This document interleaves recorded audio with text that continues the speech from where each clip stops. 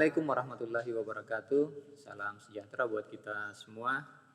Kita ketemu lagi dalam sesi Kubaca-Bacaku.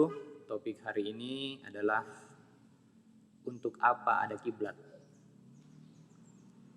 Bagi masyarakat yang berdomisili di sekitar kota Mekah, tentu tidak sulit untuk menentukan arah kiblat.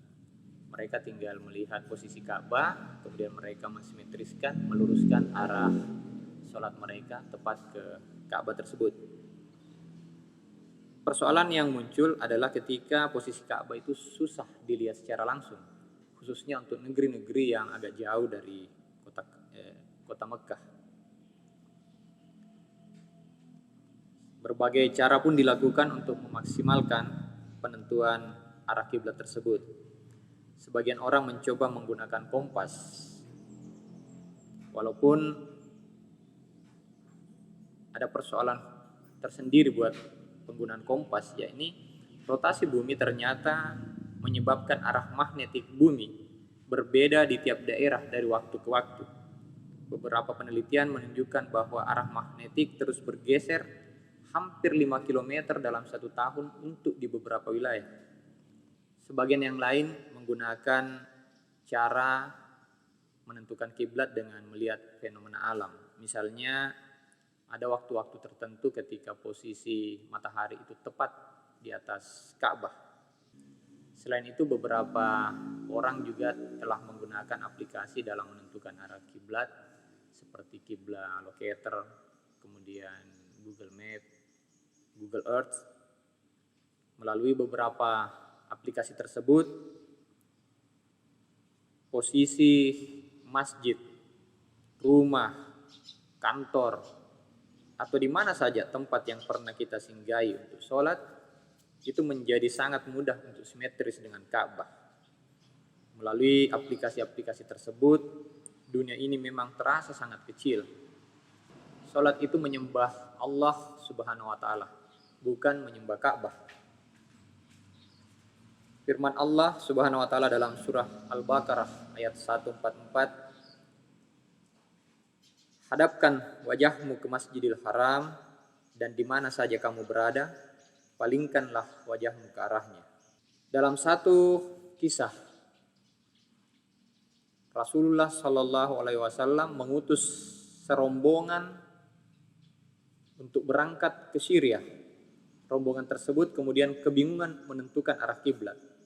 Sebagian dari rombongan tersebut menyangka bahwa kiblat itu ada di utara mereka, sementara sebagian yang lain berasumsi bahwa kiblat tersebut ada di selatan mereka.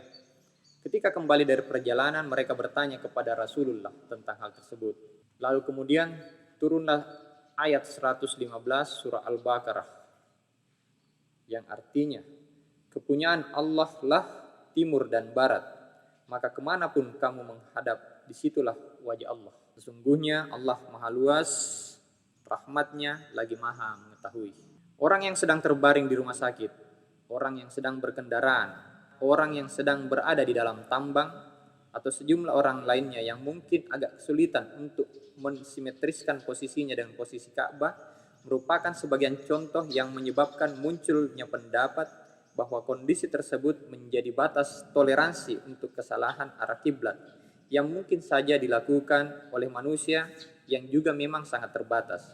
Namun pertanyaan yang muncul adalah, apakah orang yang sholat di masjid adalah orang yang sedang sakit?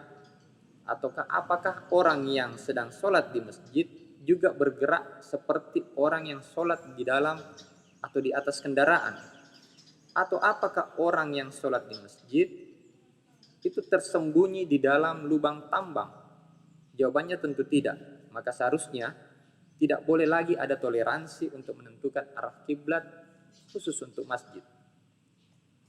Salat merupakan salawat kita kepada Tuhan dan manusia.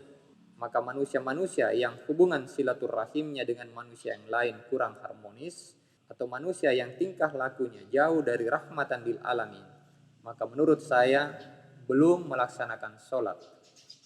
Sedangkan sholat sebagai bentuk hubungan dengan Tuhan, analogikan saja sebagai upaya untuk ber-SMS, mengirim pesan kepada Tuhan. SMS atau doa yang diijabah oleh Tuhan adalah SMS yang dituangkan dalam lafaz dan bahasa yang baik secara etika maupun estetika. Selanjutnya, pengirim SMS harus memilih alat pengirim pesan yang baik pula. Pengirim SMS harus banyak berkonsultasi dengan para pakar doa seperti kiai, dai, mubalik, atau ulama untuk memilih alat pengirim pesan-pesan tersebut. Alat pengirim pesan tersebut tidak harus berstandar nasional, tetapi harus dipastikan halal. Selanjutnya, pengirim SMS harus memilih jalur akses yang akan digunakan sebab SMS yang diterima Tuhan sebagai pesan nirkabel tanpa kabel sangat mungkin dikirim serentak oleh jutaan manusia atau bahkan miliaran manusia pada waktu yang bersamaan. Jalur akses yang lebih baik tentulah akan tiba lebih awal SMS-nya. Jalur aksesnya adalah BTS, Base Transceiver Station, yang berfungsi menjembatani perangkat komunikasi antara satu jaringan ke jaringan yang lain. Masjid-masjid di bumi inilah yang kemudian berfungsi sebagai BTS. Maka sebaiknya kirimlah SMS atau doa melalui masjid-masjid yang punya interkoneksi jejaring yang baik, termasuk simetris dengan Ka'bah. Proses dari pengiriman SMS ke Tuhan atau doa kita ke Tuhan adalah dengan menentukan BSC-nya, Base Station Controller, yang menjadi kontrol dari seluruh BTS-BTS yang ada di bumi.